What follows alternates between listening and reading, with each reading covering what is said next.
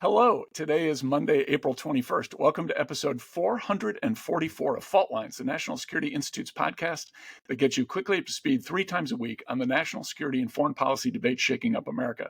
I'm NSI Advisory Board member Lester Munson. I'm joined today by NSI Deputy Executive Director Martha Miller and NSI Senior Fellows Bishop Garrison and Amy Mitchell. Today we are going to talk about the turmoil at the Defense Department.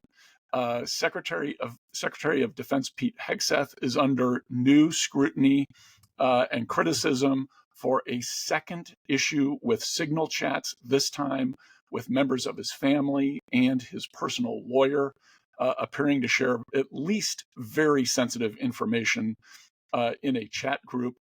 It echoes the signal chat controversy of several weeks ago, which involved members of the Trump administration, the cabinet, the national security structure, sharing information about a strike on the Houthis, a chat that was set up by the national security advisor, but then Secretary of Defense Hegseth added a lot of detail.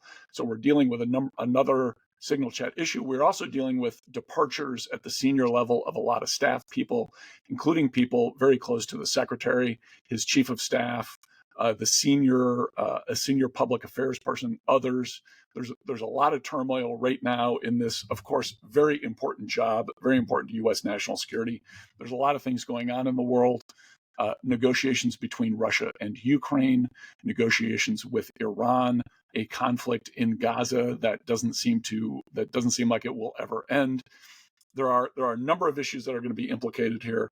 But again, we have concerns about things at the Department of Defense. We've got two people on this call who have worked in the Office of the Secretary of Defense. Bishop, I want to go to you first. Your thoughts about the current state of affairs. Yeah, so we're going to put a lot of different pieces from me aside, and I'm going to make this quick because I know a lot of people have some strong thoughts on this. If you've ever worked in the building, if you've ever worked in the immediate office of the secretary, but just generally, if you've ever worked in OSD policy or other spots, you understand and know that the building runs on process. If you're going to have decision makers at this level making informed decisions that are going to affect 3.2 million people and their families, the building has to work on streamlined process.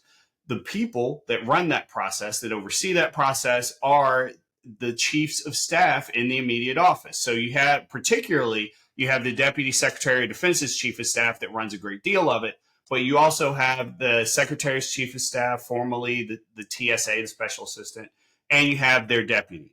It is of the utmost importance. It is paramount that those individuals not only understand how the building works, understand the needs and importance of the process, but that they are the ones that actually see from beginning to end how the paperwork, the policies, all of it are coming up from wherever they may originate in the building up to the Secretary of Defense. To have all of these individuals removed all at once in the manner that we've seen within the course of 80-odd days is going to cause a great deal of stress, is going to cause a great deal of chaos, and it is problematic to the baseline, to the foundational workings of the building. And that's what we're seeing right now. You don't have to get into a lot of different pieces of it, which I feel strongly about when you talk about the insider risk, threats and mitigation, because they're utilizing things like Signal to share, at the very least, very confidential, unclassified information, if not top secret level TSSCI information as well. That is a paramount issue. But just from the day-to-day workings, from Pentagon 101, the day-to-day workings of that building, you got to have the process streamlined, and you just don't have it now. Right now, all we're seeing is chaos. Amy, you were also in the Office of the Secretary. Can you give us your impressions about things that are going on there now? Yeah, thanks, Les. A couple things, and I agree with Bishop. It's about process, but most importantly, it's about security and confidence in the secretary's office when you talk about the force. And had this been, Pete Hegseth, reservist, he would have been either court-martialed, kicked out, or both. for these actions. And we've seen this with lesser ranks. And so when you hold the secretary to a different standard, that sets a very bad example for the force writ large. Right now, the Pentagon is issuing statements saying that the entire Pentagon, those are in quotes, is working against the secretary. That's coming out of OSD Public Affairs right now. Meanwhile, the secretary is over at the Easter egg roll at the White House, claiming all of this to be fake news. So, I expect that to be their mantra for the day. I expect the president to come out and say something similar in a, full-throated defense of the secretary, and nothing will change. Martha, fake news, not fake news. What are your thoughts on the egg roll? There's a lot of interesting news. I don't think it's fake. There's so many elements of this that are both concerning and, I guess, from an inside baseball DC view, interesting. First and foremost, the administration spent a lot of political capital getting Hegseth through the confirmation process. It was a lot of political capital.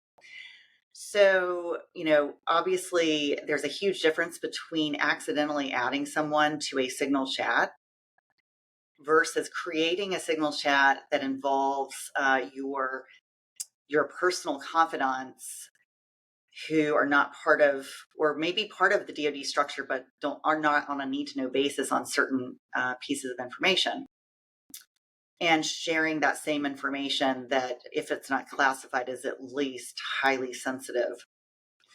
Under most circumstances, I think Hegseth would be toast. But given the political capital that was spent and just the overall approach of digging in and becoming entrenched, I don't think anything will change with regard to Hegseth himself. I do wonder, who is going to be willing to serve in these roles reporting to Hegseth now that people have seen how tenuous their tenure could be. We've seen this at the National Security Council, and now, this follows the firing of a handful of folks there. I don't know. I mean, if I were someone who received a call to serve in these roles, I would be extremely hesitant to say yes. All right, I'm going to wrap it up by giving some controversial viewpoints. First of all, I will be accused of whataboutism here, and it's fair. But we've seen a lack of accountability in key positions in this administration, in the previous one, in the one before that, and in the one before that, and it's alarming. And the lack of attention to the details on classified information and security at the very top and in other parts of our national security apparatus really bothers me. Again, if any one of us on this podcast who have all had security clearances before did these things, we'd be in a huge amount of trouble. So this is not okay. There needs to be accountability in the system.